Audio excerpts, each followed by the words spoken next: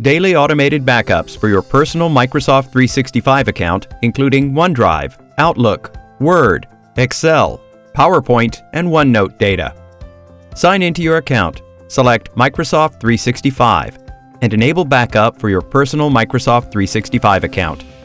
On the Account Connection page, click Connect Microsoft Account under Personal Microsoft 365 Backup. Sign in to your Microsoft 365 account and click Accept to grant access permissions. Once you authorize, your personal Microsoft 365 account will be automatically synced for backup. Under Overview, view backup status of each module and an overall backup summary. To perform a manual backup of your data, click Recovery. Select the required module and click Backup Now.